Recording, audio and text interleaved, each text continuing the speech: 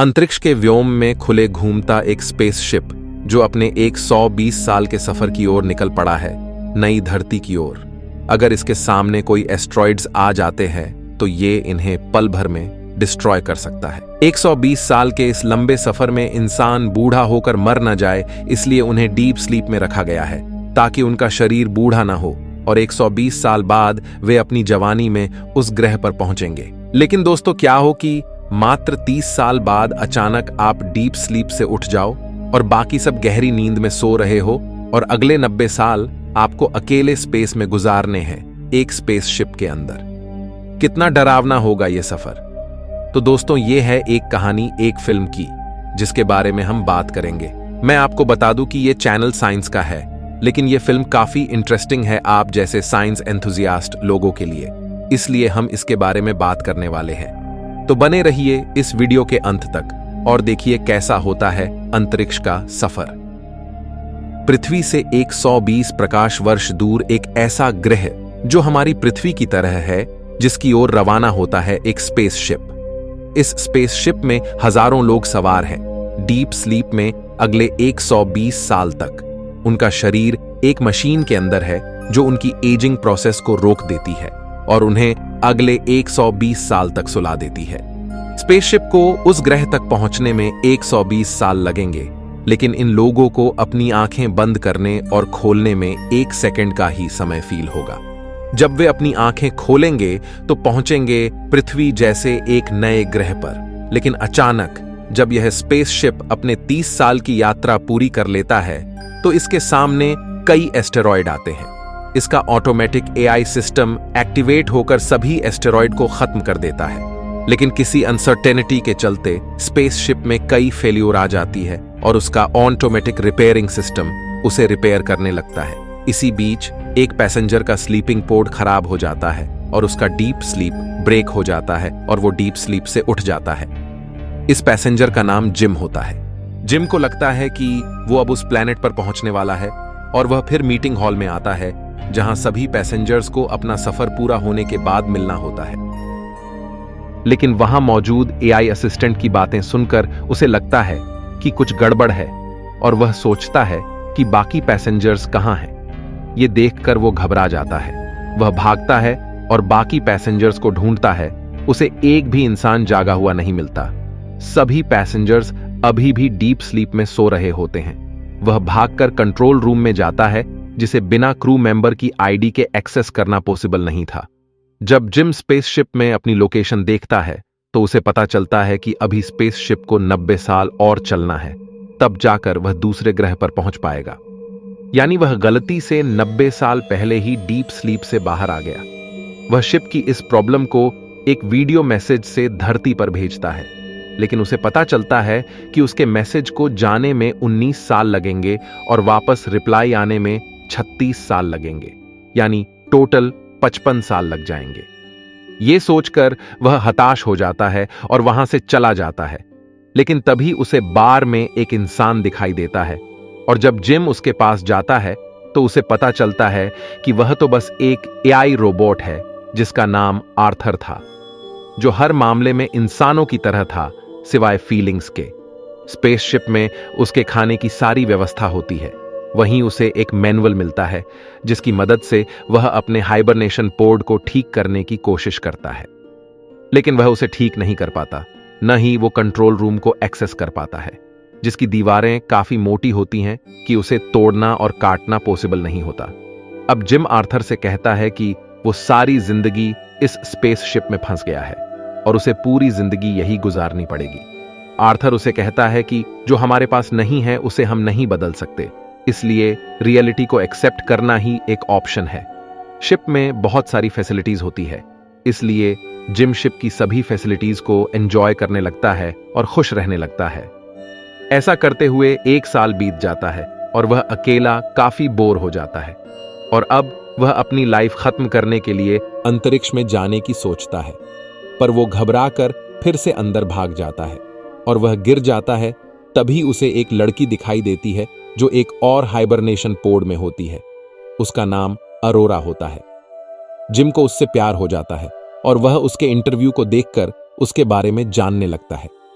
इस अकेलेपन में जिम को किसी साथी की जरूरत होती है, इसलिए वो सोचता है कि अरोरा को भी समय से पहले जगा दे।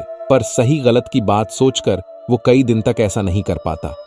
लेकिन एक दिन वह ये डिसाइड कर लेता है कि वह उसे जगाएगा और अपने टूल्स लेकर अरोरा के पास जाता है, उसे जगाकर वहां से गायब हो जाता है ताकि अरोरा को लगे कि वो अपने आप जगी है। अब जब अरोरा जिम से मिलती है तो वो उससे पूछती है कि बाकी क्रू मेंबर्स कहां पर है, और फिर जिम उसे बताता है कि तुम्हारा हाइबरनेशन पोड खराब होने की वजह से तुम 89 साल पहले जग गई हो। जब वो बाकी पैसेंजर्स को देखती है तो उसे इस बात पर विश्वास होता है। जिम उसे रिलैक्स करता है और अगले दिन इस पर सोचने की बात करता है।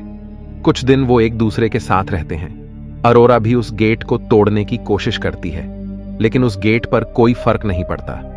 अब उसे यह विश्वास हो गया कि अब कुछ नहीं किया जा सकता, इसलिए वह उस किताब को लिखने पर फोकस करती है जिसे वह दूसरे ग्रह पर जाकर लिखने वाली थी।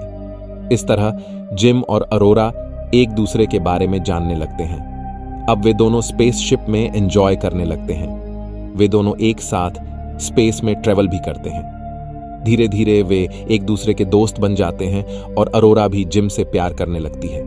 तभी स्पेसशिप एक बहुत बड़े तारे के पास से गुजरता है और वे दोनों उस नज़ारे को पास से देखते हैं और यह काफी खूबसूरत नज़ारा होता है।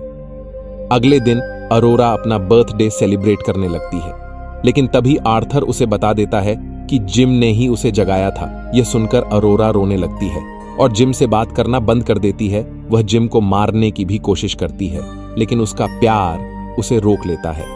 अगली सुबह जिम कहता है कि उससे गलती हुई है, लेकिन उसके पास और कोई ऑप्शन नहीं था। लेकिन अरोरा के भेजे में ये बात बिल्कुल नहीं घुसती। अचानक एक रात जिम देखता है कि स्पेसशिप में कुछ खराबी आती है। अगले दिन जिम स्पेसशिप में एक जगह एक पेड़ उगा देता है। उसके बाद वह लिफ्ट से नीचे आता है तो लिफ्ट खराब हो जाती है, और जब अरोरा अपना खाना लेने आती है तो वह मशीन भी सही काम नहीं करती। उन्हें नहीं पता कि यह क्या हो रहा है। तभी उन्हें एक आवाज आती है। जब वो पेड़ के पास जाते हैं तो उन्हें एक क्रू मेंबर मिलता है जिसका नाम गज था। गज उन्हें लेकर कंट्रोल रूम में जाता है ताकि वो चेक कर सकें कि शिप में क्या क्या खराबी है, लेकिन वे इसे पता नहीं कर पाते। जब वे बाहर आते हैं तो वहां एक रोबोट गिर जाता है। जिम बताता है कि यह 15वां रोबोट है जो इस तरह खराब हुआ है। बाद में गज को पता चलता है कि जिम ने अरोरा को डीप स्लीप से जगाया, लेकिन गज उसे कुछ नहीं कहता। वो समझ जाता है कि 1 साल तक अकेले रहने के बाद उसने ऐसा किया। तभी अचानक गज की तबीयत खराब होने लगती है और गज देखता है कि उसके मुंह से खून निकलता है। अगली रात अचानक से इलेक्ट्रिसिटी चली जाने से शिप की आर्टिफिशियल ग्रेविटी खत्म हो जाती है, जिस वजह से अचानक सभी हवा में तैरने लगते हैं। अरोरा जिस पूल में स्विमिंग करती है वह भी हवा में आकर एक बड़ी स्फेरिकल शेप में आ जाता है, जिसमें अरोरा फंस जाती है। दोस्तों, यहां हम आपको बता दें, फिजिक्स के नियमों के अनुसार भी ऐसा ही होगा। अगर आर्टिफिशियल ग्रेविटी खत्म हो जाए तो पानी इसी तरह इंसान को ट्रैप कर सकता है। अरोरा इस बड़ी बूंद से बाहर निकलने की कोशिश करती है, लेकिन वो नहीं निकल पाती है। लेकिन तभी इलेक्ट्रिसिटी रिस्टोर हो जाती है और ग्रेविटी वापस आ जाती है, जिससे सभी गिर जाते हैं और अरोरा भी बच जाती है।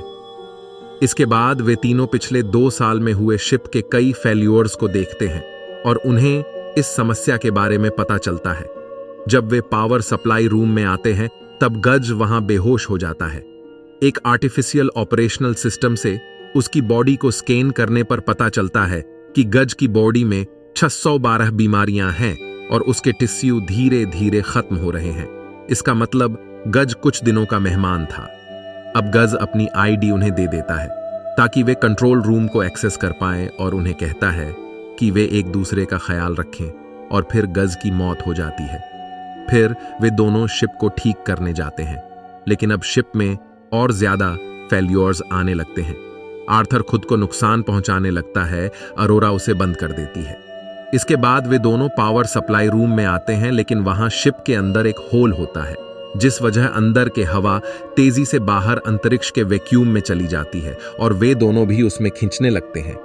पर जैसे तैसे करके वे उस होल को बंद कर देते हैं। अब उन्हें पता चलता है कि शिप में बहुत सारे होल्स हैं। जब वे मेन पावर सप्लाई की ओर आते हैं। असल में इस स्पेसशिप को पावर एक फ्यूजन रिएक्टर से मिलती है, यानी एक छोटा सूरज, जिससे लगातार स्पेसशिप को फ्यूजन एनर्जी से पावर मिलती है। उन्हें पता चलता है कि यह फ्यूजन रिएक्टर अनस्टेबल हो चुका है और इसे फिर से रिस्टार्ट करने की जरूरत होती है ताकि टेम्परेचर कम हो पाए। इसके लिए जिम स्पेसशिप से बाहर जाकर इस चलते फिरते सूरज की हीट को रिलीज करने की सोचता है, ताकि उस हीट को स्पेसशिप से बाहर रिलीज किया जा सके और स्पेसशिप को कोई नुकसान न हो। जिम स्पेसशिप से बाहर आकर एक टनल की ओर जाता है और उसमें इंटर करता है। जब वह सेकंड लीवर को खींचता है तो गेट ओपन हो जाता है, लेकिन वह फिर से तुरंत बंद हो जाता है।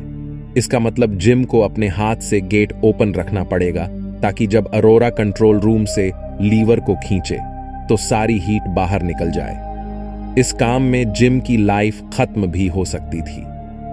अब जिम उस लीवर को खींचे रखता है और शिप का टेम्परेचर बढ़ने लगता है, इसलिए अरोरा को लीवर खींचना पड़ता है। इस वजह से सारी हीट टनल के रास्ते से बाहर निकल जाती है, लेकिन यह जिम को काफी तेजी से बाहर की ओर धकेल देती है, जिससे जिम की केबल टूट जाती है और वह थ्रस्टर की तरफ जाने लगता है, जिसमें जाने से उसकी मौत भी हो सकती थी।